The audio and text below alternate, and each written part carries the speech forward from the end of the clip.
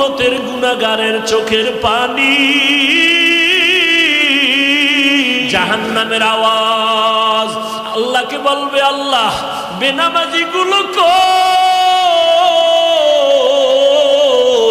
ও আল্লাহ গুনাহগার গুলো আমার পেটে দাও, আমার পেটে ক্ষুধা। আল্লাহ বলে, জাহান্নাম অপেক্ষা কর, আমি আল্লাহ বিচারটা শেষ করে নেই।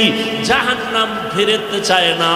আল্লাহ অর্ডার করবে, ফিরিস্তা জাহান্নামের গলায় ৭০,০০০ শিকল লাগাইয়া ধর, সামনে যেন আসতে না পারে, পেছনে ধরে রাখো। ৭০,০০০ শিকল লাগাইয়া এক একটা শিকলের গোড়ায় ৭০,০০০ ফেরেশতা ধরে টানবে। জাহান্নামকে পেছনে ধরে রাখতে পারবে না। আমার মায়ার নবী, রহমতের নবী দেইখা কান্না করবে, আল্লাহ জাহান্নামের ফিরাও, আমার একটা উম্মত যেন জাহান্নামের মধ্যে না যায়। আল্লাহ বলবে, ফেরেশতা এদিকে আয়, একটু পানি দিয়া বলবে জাহান্নামের মধ্যে একটা ছিটাইয়া দিয়া দাও। ফেরেশতারা আল্লাহর হাতে কুদরতের পানিটা নিয়ে যখন দিবে, জাহান্নাম দ্রুত পেছনে দৌড়াইতে থাকবে। ফেরেশতারা বলবে, আল্লাহ ৭০,০০০ শিকল লাগাইয়া যেই জাহান্নামকে ধরে রাখতে পারি না, এমন একটু পানি তুমি দিয়েছো, সাথে সাথে জাহান্নাম দৌড়ায় গেল।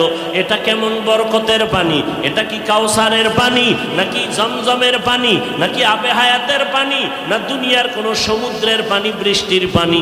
আল্লাহ বলবেন, না না ফেরেশতারা, এটা ওই পানি না, হাউজে কাউসারের পানিও না, জমজমের পানিও না, এটা আবে হায়াতের পানিও না, এটা সমুদ্রের পানিও না, এটা বৃষ্টির পানিও না। আল্লাহ বলবে, ফেরেশতা এই পানি হলো আমার বন্ধু মুহাম্মদের উম্মতের গুনাহগারের চোখের পানি। আমার বান্দা মুহাম্মদের উম্মত গুনার কথা স্মরণ করে চোখের পানি ফেলেছে। ওই গুনাহগার উম্মতের চোখের পানির এত বরকত। আল্লাহ কয়, বেশি করে কান্না করো, কম কম হাসো। নবী বলেন, এক ফোঁটা চোখের পানি ছেড়ে কাঁদো। দুনিয়ার ঘরে আগুন লাগলে পানি ছাড়া যেমন ঠান্ডা করা যায় না, তোমার আমার গুনার কারণে জাহান্নামের আগুন কিন্তু চোখের পানি ছাড়া ঠান্ডা হবে না। ও যুবকেরা, ও বৃদ্ধ বাবাজিরা, ও পর্দার আড়ালের আম্মা জানেরা, দুনিয়াতে সূর্যের গরম সইতে পারি না। বিছানায় যখন ঘুমাইতে যাই, মশারি টানাইয়া ঘুমাই, মশায় কামড়াইলে ঘুমাইতে পারবো না। গুনাহ নিয়ে কবরে গেলে মশারি কই পাবি? ওই কবরে সাপ বিচ্ছু পোকামাকড়ে ভরে যাবে। ও আল্লাহর বান্দারা, গরমে ঘুমাইতে পারি না, ফ্যান চালাই, এসি চালাই। গুনাহ নিয়ে কবরে গেলে জাহান্নামের আগুনের গরম কেমন করে সহ্য করবা রে বাবা? এখনো কি সময় হয় নাই তওবা করবা না? ওরে বান্দা, কয়দিন আর বাঁচবা? এখনো কি জাহান্নামের ভয় অন্তরে আসে না? ওরে মা বাবার শাস্তির ভয়ে যদি সন্তান কান্না করতে পারে, ওস্তাদের শাস্তির ভয়ে যদি ছাত্র কান্না করতে পারে, আমার মাওলার আযাবের ভয় কি কম? ওরে আল্লাহর বান্দা, আযাবের ভয়ে কেন চোখের পানি আসবে না? গুনার কারণে দিলটা পাথর বানাইছো, দিলটা পাথর হওয়ার কারণে চোখে পানি আসে না। মাওলারে মনে মনে ডাকো আর বলো, দয়ার মালিক দিলটা নরম বানায় দাও, কান্নাওয়ালা চক্ষু দান করো আল্লাহ। ও যুবক, তোমার মতো যুবক স্কুলে পড়ে, কলেজে পড়ে, 5 ওয়াক্ত নামাজি নাই। তুমি একটু চিন্তা করো, তুমি কেন পারো না? তোমার মতো যুবক র্যাব, আর্মি, পুলিশ, বিডিআর এর চাকরি করে, নামাজ ছাড়ে না।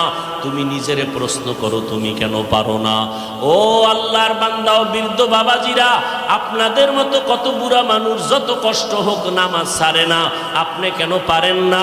ও পর্দার আড়ালের আম্মা জানেরা, আপনার কত কত বড় মা এই এলাকায় খুঁজলে দেখবেন 5 ওয়াক্ত নামাজ পড়ে, রাতের বেলা তাহাজ্জুদ পড়ে, সন্তানের জন্য দোয়া করে। আম্মা জান, আপনি কেন পারবেন না? ও বোনেরা, আপনার মতো কত বোন স্কুল কলেজে পড়ে, 5 ওয়াক্ত নামাজ পড়ে, পর্দা করে, ইজ্জতের উপরে কোনো আক্রমণ করে না, মোবাইলের গুনাহ নিয়ে সময় কাটায় না। আপনি কেন পারেন না? আল্লাহর কাছে তৌফিক চান আর হেদায়েতের দোয়া করেন।